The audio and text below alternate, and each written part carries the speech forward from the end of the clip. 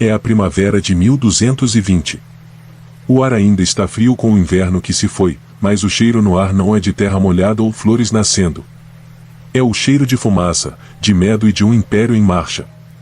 Nas fronteiras devastadas do que um dia foi o próspero Império Corásmio, uma mãe fica de joelhos na poeira.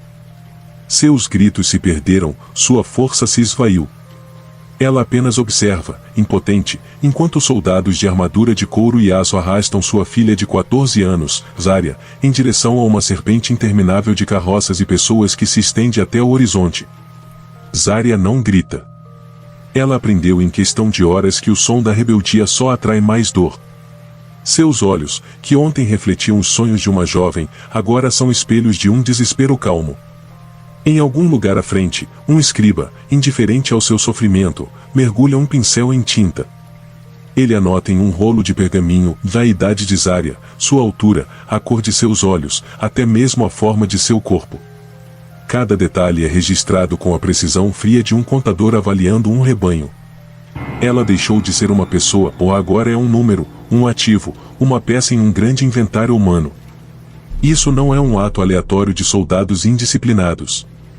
Não é a brutalidade caótica da guerra como o mundo a conhecia. É algo novo. Algo calculado. É parte de um projeto colossal, uma arma de conquista tão silenciosa quanto devastadora. Este projeto não visa apenas a conquista de terras. Visa a conquista do próprio tempo, do futuro e um controle sobre as gerações ainda não nascidas. Os corpos das mulheres, como o de Zarya, estão sendo transformados na ferramenta mais potente do Império. E a maternidade, outrora sagrada, foi torcida e forjada em um instrumento frio de política. As grandes crônicas da história, escritas pelos vitoriosos, não contam essa história. Elas falam de vitórias gloriosas, cidades incendiadas, reis humilhados. Mas escondida por baixo da tinta do louvor, há outra narrativa, uma que não foi escrita em pergaminho, mas gravada em linhagens de sangue. Séculos mais tarde, em laboratórios estéreis, a ciência moderna começaria a desvendar o alcance impressionante desse legado. A marca indelével de um sistema que transformou a própria reprodução em uma arma de Estado. A verdadeira força de Genghis Khan nunca foi apenas sua genialidade no campo de batalha, suas táticas inovadoras ou a ferocidade de seus guerreiros. Seu verdadeiro poder foi medido no legado que ele projetou e um legado que penetrou nos lares, nas aldeias e nos ventres de milhões. Ele não construiu um império apenas com aço e fogo. Ele o construiu com carne e osso. Para entender como essa máquina sombria nasceu, devemos viajar para trás, antes de Genghis Khan ser o conquistador, para a terra que o forjou. Uma terra de lobos. A Mongólia do século XII era um mosaico de tribos nômades em guerra constante, um ciclo interminável de ataques, raptos e vingança. Neste mundo brutal, a sobrevivência era uma luta diária. Foi aqui que nasceu um menino chamado Temujin. Sua infância foi um batismo de fogo. Aos 9 anos, viu seu pai ser assassinado, envenenado por uma tribo rival. De um dia para o outro, sua família foi expulsa de seu clã, abandonada para morrer nas estepes impiedosas. Sua mãe, Oelun, uma mulher de força inimaginável, manteve seus filhos vivos com o que a terra oferecia, raízes, peixes congelados, até mesmo casca de árvore. Temujin aprendeu que, no mundo, havia apenas predadores e presas. Mas foi uma perda diferente que cimentou sua visão de mundo. Aos 16 anos, sua jovem noiva, Bort, foi raptada em um ataque rival. Por meses, a agonia de não saber seu destino o consumiu. Quando ele finalmente reuniu forças para resgatá-la, encontrou-a violada e grávida. O filho que ela carregava, Joshi, seria sempre uma sombra de dúvida, um lembrete constante da humilhação e da vulnerabilidade. Ninguém sabe o que Temujin sentiu naquele momento. Mas é neste poço de vergonha e fúria que uma epifania sombria tomou forma. Ele percebeu que roubar uma esposa era mais do que um ato de dominação sobre um rival, era roubar o futuro dele. Um exército podia ser derrotado, uma cidade podia ser reconstruída, mas a linhagem de um povo, uma vez contaminada ou substituída, era uma derrota eterna. As mulheres não eram apenas espólios de guerra.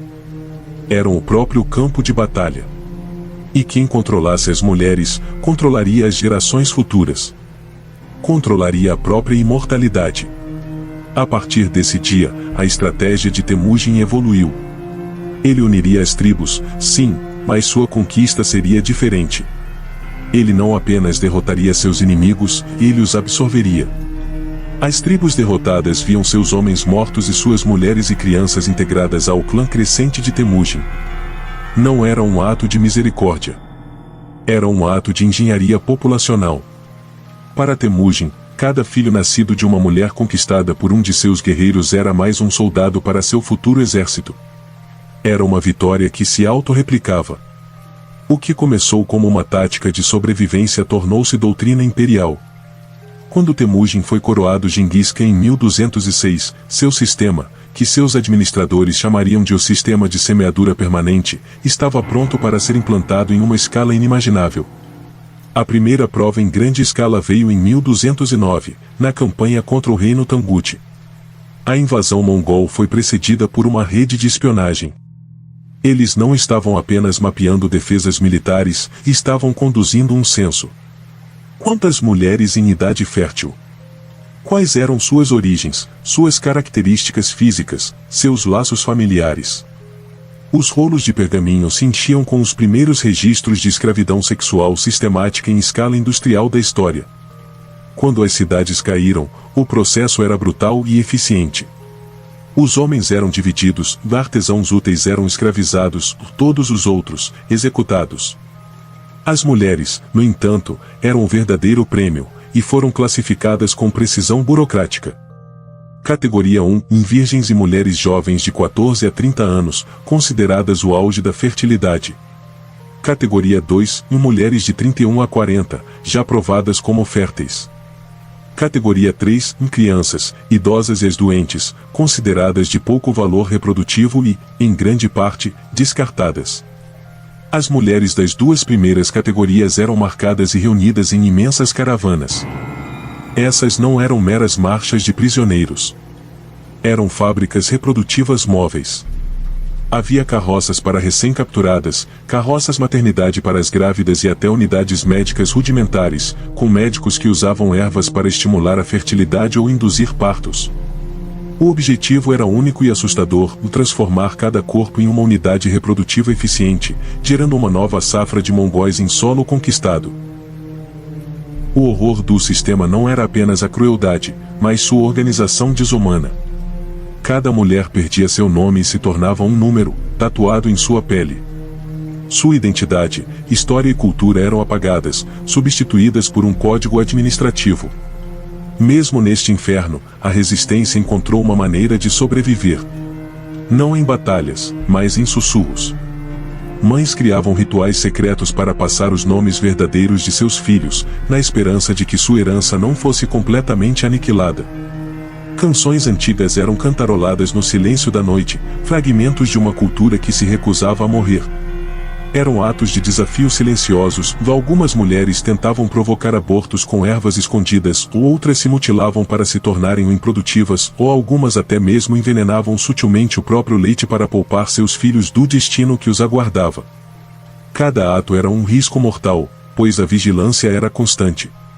Qualquer desafio às regras do sistema era punido com tortura pública, um espetáculo para garantir a submissão de todas. O sistema evoluiu e se aperfeiçoou a cada nova conquista. A invasão do Império Corásmio em 1219 viu a máquina atingir sua forma mais letal. Cidades inteiras como Samarcanda, Bukhara e Mer foram arrasadas, suas populações colhidas com uma precisão que deixava pouco para o acaso. As caravanas se tornaram mais longas, estendendo-se por quilômetros. Os administradores de Khan agora não apenas calculavam as taxas de fertilidade, mas também cruzavam linhagens, tratando mulheres nobres e camponesas como diferentes tipos de estoque. As filhas da realeza recebiam um tratamento especial ou reservadas para oficiais de alta patente, na crença calculada de que seus descendentes seriam mais fáceis de assimilar à elite mongol. Esse legado não morreu com Genghis Khan. Sua morte em 1227 não desmantelou o sistema, pelo contrário, seus filhos e netos o trataram como uma herança sagrada. As dezenas de milhares de mulheres cativas foram divididas entre os príncipes, junto com terras e tesouros. Ogadai Khan levou a prática para as planícies da Europa. Mong Khan a usou para esmagar o califado abássida. Kublai Khan a continuou ao conquistar a China. O que começou como uma arma de guerra tribal tornou-se uma doutrina imperial, e a sombra de Genghis Khan consumia vidas mesmo após sua morte. Em seu funeral, 40 jovens foram enterradas vivas para servi-lo na vida após a morte, mas a verdadeira oferenda foi muito maior. Milhares de mulheres das caravanas, consideradas um risco durante a transição de poder, foram executadas em massa. Por séculos, a verdadeira escala dessa história permaneceu enterrada, tanto literal quanto figurativamente. Mas hoje, arqueólogos estão descobrindo as valas. As evidências corroboram os registros. Ossos de mulheres e crianças pequenas, descartados sem cerimônia. E o mais arrepiante, os esqueletos de mães e filhas, lado a lado, uma da região e a outra de uma terra distante. A prova final, no entanto, vem não da Terra, mas do nosso próprio DNA. Estudos genéticos confirmaram o incrível sucesso dessa estratégia. Hoje, cerca de 16 milhões de homens, um em cada 200 no mundo, compartilham um cromossomo Y que remonta diretamente a Genghis Khan e sua família imediata. Em toda a Ásia e Europa, um traço genético invisível conecta milhões de pessoas de volta àquelas caravanas de horror. É um legado eterno, escrito não em pedra, mas em carne. A vitória, nesse sentido, nunca terminou. A história de Zarya, e de incontáveis outras como ela, não está perdida em um passado distante. Ela ecoa em nosso próprio código genético, um lembrete silencioso do poder mais sombrio de Genghis Khan. Não a força de suas hordas, mas a força de uma ideia, e que para verdadeiramente possuir o mundo, você não deve apenas conquistá-lo. Você deve reproduzi-lo. E o som do choro daquela mãe, em uma manhã fria de primavera, ainda reverbera através de gerações, um fantasma no DNA da própria humanidade.